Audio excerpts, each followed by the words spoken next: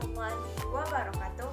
Sebelumnya perkenalkan, nama saya Putri Aulia, NIM 19231035, berasal dari jurusan Pendidikan Ilmu Pengetahuan Alam, Fakultas Matematika dan Ilmu Pengetahuan Alam, Universitas Negeri Padang. Baiklah, pada kesempatan kali ini saya akan menjelaskan kembali video pembelajaran yang telah dijelaskan oleh dosen kita, yaitu Dr. Hanif Al-Qadri MPD, pada mata kuliah Administrasi dan Supervisi Pendidikan.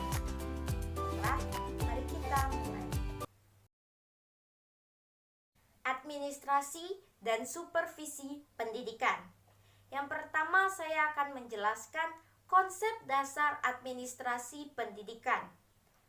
Administrasi menurut Husseini Usman yaitu suatu proses mengelola sumber daya 7M plus 1I, yaitu ada man, money, mesin, methods, marketing, material, minutes, dan informasi untuk tercapainya tujuan yang efektif dan efisien.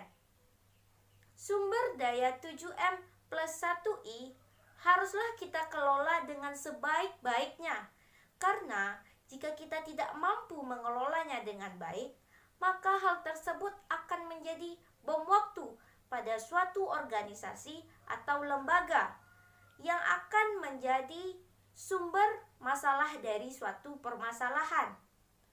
Selanjutnya, administrasi dalam konteks bahasa. Administrasi memiliki kata dasar ad yang berarti memenuhi, membantu, dan melayani. Artinya, orang yang bekerja sebagai administrator bertugas untuk membantu, melayani, dan memberikan pelayanan yang prima. Maksud pelayanan prima ini yaitu pelayanan terbaik yang akan diberikan kepada konsumen.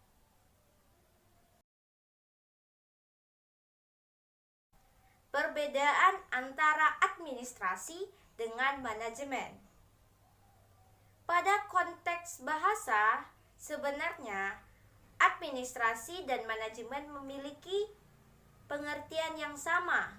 Tetapi setelah ditelusuri lebih jauh, mereka memiliki dua konsep yang berbeda, di mana administrasi berorientasi pada non-profit. Artinya, orang yang bekerja di administrasi tidak bertujuan atau tidak berorientasi pada keuntungan. Sedangkan manajemen berorientasi pada profit. Artinya, orang yang bekerja dalam manajemen bertujuan untuk mencari keuntungan. Baiklah, selanjutnya ruang lingkup administrasi pendidikan. Ruang lingkup administrasi pendidikan hampir sama dengan manajemen pendidikan, di mana fungsi manajemen menurut Hersey and Blackhart yaitu ada plan, organize, control, and motivation. Artinya, plan, apa yang kita rencanakan. Control, apa yang kita kontrol. Organize, bagaimana kita cara mengaturnya. Serta motivation, apa yang kita motivasi. Hal ini semuanya berkaitan dengan sumber daya 7M plus 1I, yang mana artinya man, money, methods, mesin, marketing, material, minutes, dan informasi. Tujuan dari administrasi pendidikan. Yang pertama, terwujudnya proses pembelajaran yang bermakna. Yang kedua, peserta didik aktif dalam mengembangkan diri. Apabila telah tercapainya proses pembelajaran yang bermakna, maka peserta didik akan berlomba-lomba dalam mengembangkan dirinya. Yang ketiga, memiliki kemampuan manajerial, karena tugas dari administrasi pendidikan yaitu mengelola bakat kemampuan manajerial menjadi kompetensi yang dimiliki masing-masing peserta didik. Yang keempat, tercapainya tujuan yang efektif dan efisien. Yang kelima, teratasinya masalah mutu pendidikan. Apabila kita telah mencapai tujuan yang efektif dan efisien, maka permasalahan tentang mutu pendidikan akan teratasi.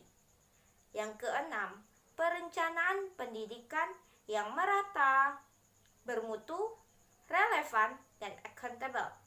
Serta tujuan administrasi yang terakhir yaitu meningkatkan citra pendidikan. Baiklah, selanjutnya saya akan menjelaskan tentang profesi. Yang pertama ada pengertian profesi. Profesi secara etimologi berasal dari bahasa Inggris yaitu profession, yang berarti adanya pengakuan yang menyatakan bahwa kita mampu dan ahli dalam melakukan suatu pekerjaan. Sedangkan secara terminologi, profesi berarti suatu pekerjaan yang mensyaratkan perguruan tinggi. Sebagai pelakunya ditekankan pada pekerjaan mental. Artinya, adanya pengetahuan teoritis sebagai instrumen dalam melakukan suatu pekerjaan yang praktis. Jadi, ketika kita melakukan suatu pekerjaan atau menyampaikan suatu statement, maka harus disertai dengan teori-teori yang relevan. Jadi, dapat kita simpulkan bahwa pengertian dari profesi yaitu suatu pekerjaan yang memerlukan keahlian, teknik-teknik khusus, serta dedikasi yang tinggi. Keahlian-keahlian tersebut kita dapatkan dari pendidikan atau pelatihan yang memiliki jangka waktu yang cukup lama.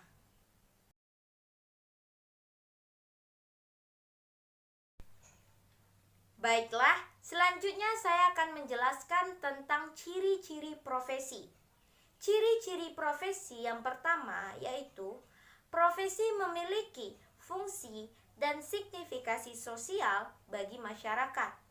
Yang kedua, profesi menuntut suatu keahlian tertentu yang diperoleh dari pendidikan atau pelatihan dalam jangka waktu yang lama.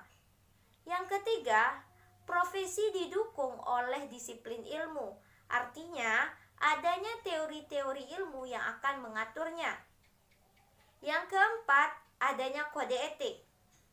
Kode etik ini yang akan dijadikan sebagai pedoman dalam melakukan suatu pekerjaan.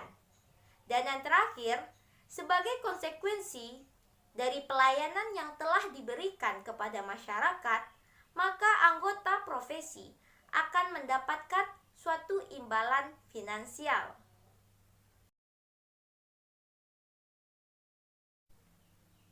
Baiklah, yang terakhir saya akan menjelaskan tentang beberapa istilah-istilah yang muncul dalam konsep profesi. Yang pertama ada profesional. Profesional memiliki dua makna. Yang pertama, mengacu pada orang yang menyandang profesi. Yang kedua, mengacu pada sebutan tentang penampilan seseorang dalam mewujudkan unjuk rasa dalam pekerjaannya. Yang kedua ada profesionalisme. Profesionalisme memiliki makna yaitu mengacu pada sikap mental dalam bentuk komitmen dari para anggota suatu profesi untuk mewujudkan kualitas pekerjaan yang ia miliki. Yang terakhir ada profesionalitas. Profesionalitas mengacu terhadap kualitas sikap yang dimiliki oleh suatu anggota profesi terhadap profesinya, serta mengacu terhadap tingkat pengetahuan yang ia miliki. Baiklah, sekian dari saya. Apabila ada kesalahan, mohon dimaafkan. Wabillahi taufiq wal hidayah. Wassalamualaikum warahmatullahi wabarakatuh.